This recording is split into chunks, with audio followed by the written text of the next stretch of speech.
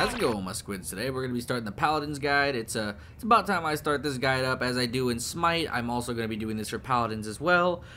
So we're going to start with Makoa, one of my favorite tanks, but my least played because, God, this guy is so hard to play.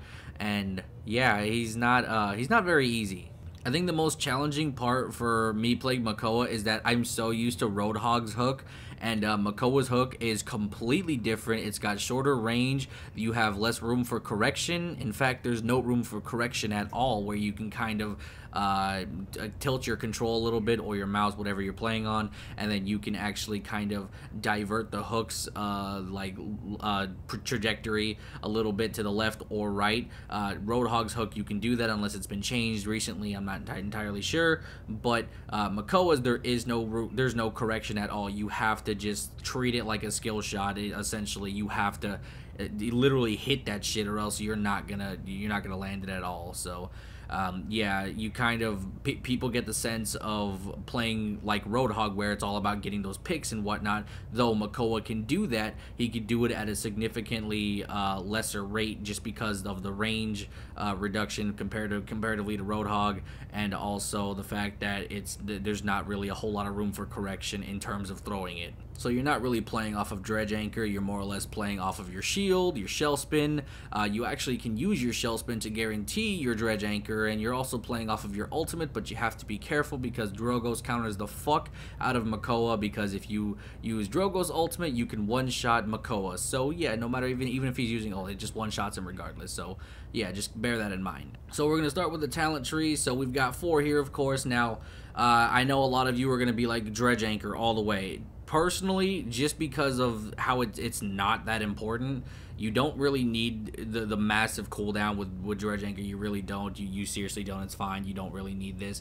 If your victim dies within 4 seconds of being hit by Dredge Anchor, the cooldown is reset. You don't need that. As cool as that is, that would mean you have to play around Dredge Anchor, and I don't think you need to play around that. You need to play around your team, not yourself. So if you're kind of doing team deathmatch, then this is fine. But if you're actually playing ranked or siege, whatever, then this is something you don't need. Now, Leviathan is a good choice, but as I've already stated, with the whole Drogo's problem, if there is an enemy Drogo's, this is useless to you, because no matter how much health you have and CC immunity you have, it's completely pointless. The CC immunity is nice, so if you have a team comp that you feel like you can shred through with this, then this works, because you don't have to worry about a Bomb King, you don't have to worry about a Genos doing some annoying gay shit.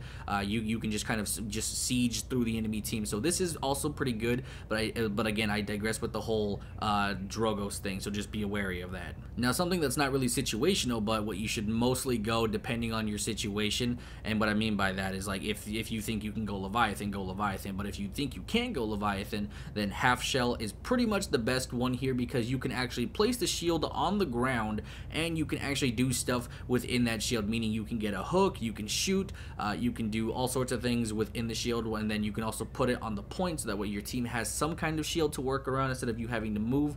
So this just allows you to kind of hold the point, or kind of just give your team some space to work around. This is hands down the best one in my personal opinion. The only downside is, like I said, you have to put it down. You don't get to move with it. So if your team has to bail out, well, they have to bail out of the shield, and you can't take it with them. So you just have to keep that in mind, and so does your team. Then we've got Pluck, which is just, again, playing off of Dredge Anchor. Not that great. Don't recommend doing it. If you are going to play off of Dredge Anchor, in my personal opinion, Davy Jones's Locker is better than Pluck. Pluck has its perks and whatnot, and you'll do a lot of damage, but unless you're getting your hook on a squishy, this is pretty much useless. So it's kind of up to you between those two if you want to play off of Dredge Anchor. If you're a hook god, then, figure it out. But for the most part, Half Shell and Leviathan are your best choices. Now, as for your card setups, I'm using the 2 card setups from the top Makoa player on the Xbox One, but I did make some adjustments to his strong arms, so let's take a look at that real quick. This is the main one that I use. So we've got the increase the shield, increase the health of the shield by 750. That's perfect. You don't really need a whole bunch of health, just due to the fact that it's on a timer. It doesn't stay up forever till it's destroyed. So if it was that, you would play around that more or less, but because it's on a timer, having 750 and it only lasts for like 4 or 5 seconds, it's not that great. So Personally, I don't think you need any more than that. In fact, I'd even say you can go less than that and put something else that's better, but I still like it the way it is because I do play off the shield a lot, so I leave it as is. Then we've got our reduced crowd control and slow reduction. This is good. You don't really need any more than 14%. 14% is a good bit, even though you can go more. It's not really necessary just because you're Makoa. I mean, there's not a whole lot of team compositions where CC is a big thing.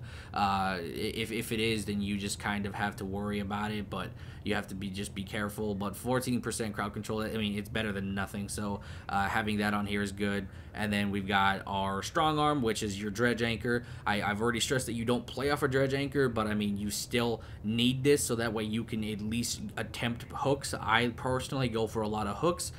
So this is important to me. If you're not somebody that doesn't go for a lot of hooks, or if you're not somebody that goes for a lot of hooks, then just fuck it, don't use it.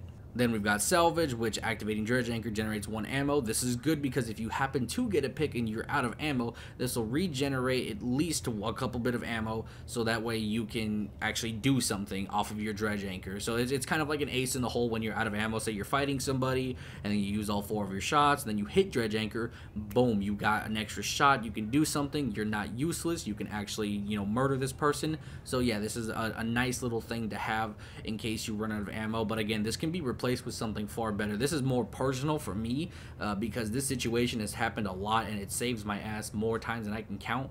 But if this doesn't happen to you, then definitely swap it out for something better. And then we've got Harden, which gain 15% damage reduction for 2 seconds after hitting an enemy with Dredge Anchor. The moment you hit somebody with Dredge Anchor, the enemy just shifts their attention to you and tries to save the fucking teammate. So they just automatically start blowing your face off. Not only that, but if you happen to hook a tank, well, he's going to flex on you and be like, no, I'm the better tank, and he's going to try and fight you point blank. So unless he decides to run away, he might try and fight you. So this will give you the competitive edge for a couple seconds, so it's good, but you can also swap this out for something better. And then we've got the other loadout, which is completely to the Xbox One main person's playstyle. You've got your strong arm, which is still maxed out, and then you've got ebb and flow, which upon reaching 40% health, the cooldown of shell spin is reduced by 100%. This is very good because this allows you to actually escape whenever you get really low and you can get out and not die. And then you get healing for 150 health per second during shell shield. This is good because you get some self-sustain. This is great. This is good. This is honestly better than my build. This is definitely like top notch right here. I highly recommend you use this over mine. You have to be really good with the hook, and you have to pay a lot of attention to how you play around hook. But if you can't play around it, this is what you go. This is the safe build. This is what you do whenever you can't hook bitches. So this is how it is. Okay, let's go over some mechanics, boys. So his autos, major drop off, as you guys can see. Like I can aim over there, and it's major drop off. It's fucking really bad. So you'll have to kind of pay attention to how well that works out. Farther they are away, you know, you're gonna have to aim higher, so on and so forth.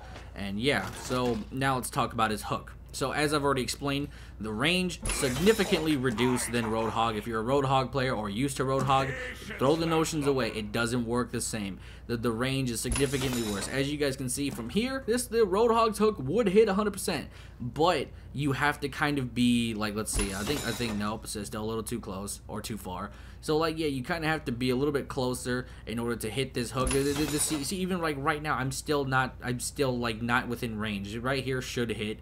But yeah, it's really bad with how his hook is. So that's why I'm saying you don't really want to play around hook so much. I just like to play around hook because I like getting picks. I like making sure I can get whoever I want off the map for a certain period of time. So that's why it's good, but you just have to know how to hook, and you have to pay attention to how it works. So bear that in mind. And also, another thing I want to mention is that, as I said before, there's no room for correction. So, for example, if you, let's see, if you aim over there, right, it's going to go in that direction, right? With Roadhog's hook, you can actually aim in that direction and kind of tilt while the animation is going off, and you can actually divert the hook's trajectory towards the other person. So, naturally, you would go like this, but like turn that way, and then it would move the hook slightly to the left or right, depending on whatever way you're looking forward to. And then yeah, it would change the direction, but you can't really do that. It doesn't really work. That was just a hitbox being fucked up. Like that's not even me diverting the hook. That's just a fucking Paladin's hitbox. But my point, see, look, what the fuck was that? Wow, how did I even hit that? I wasn't even aiming over there. I don't know. See this one, the hitboxes are weird, so you kind of have to just keep that in mind. That like look at this shit. I'm gonna hit the, okay, well, I guess I'm not gonna hit that one. I don't know, but yeah, it's really weird. But just bear in mind the hook's very weird and clunky, which is why you don't really play off of it. And if you are, you better be within like fucking eating distance, because you are not gonna be able to hit that shit from any means. Then we've got a second ability, which is his shell shield. This is good because you can put it down. This is a nice little dome, and then you can pull people within it. If I wasn't ass, I would have done that, but yeah, you can just pull people in it, keep them inside. It keeps the enemy from doing anything on the outside, so it's nice to kind of isolate somebody. It forces the team to fight within your bubble or to just fight outside. Either way, you're going to either contest the point, defend your team. It makes it hard for you or for the enemy to do anything because you're sitting there defending your entire team while they're just laying waste with a bunch of fucking auto rifles. So as you know, it's pretty good. And then we've got shell spin, which is just your little shell spin. Like you spin, and then you kind of can knock enemies up.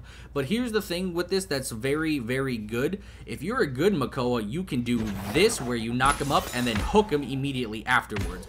Not a lot of people know that you can do that. You can actually guarantee his hook while they're doing that, unless they have some kind of like air mobility, like Terminus. If you knock Terminus up, he can actually, you know, shatterfall mid-air and jump extremely high. So unless they have mobility while mid-air, then it doesn't matter. But like on somebody like Sky, you can easily just shell spin and then just hit the hook or whatever, and it still works. I fucked up there, but yeah, you can actually do that. So just bear in mind that good Makoa players will utilize that. It's not something you should always go for. Don't get the wrong idea. You shouldn't always go for that. Just know that the opportunity to do that is there. And last but not least, we've got the big boy ulti. When should you use this? Whenever you really want. It doesn't really matter. You just pop this shit whenever you want to get frisky and just beat the shit out of people. It doesn't last for that long, but what it can do is beat the shit out of squishies. It can destroy squishies. It makes people afraid of you because they know that your damage is going to be insane when in that ult, and you're going to be practically impossible to kill. You use that ultimate whenever you're about to die and you want to stall the point or try and get the point, get a couple kills. Your team rolls up, follows up, and then they kind of help you out, and then you can hopefully you get some heals and whatnot, and you can possibly contest the point or take it, and then that's how it works. But you want to use it if you want to save your life anyway. When you're about to die, you can pop this ult, you'll get all your health back, and it'll be really good. But like I said, the problem with this is that if Drogos is on the enemy team, he's going to one-shot you with his ult. If he's a smart Drogos, he will wait till you ult, and then he will kill you immediately and make sure that you are playing without an ultimate every game. Anyway, that pretty much concludes my first guide on Paladins. Hopefully you guys enjoyed the video. If you guys have any more pro tips for Makoa, put them down in the comment section below, and I'll talk to you guys in the next video. Peace.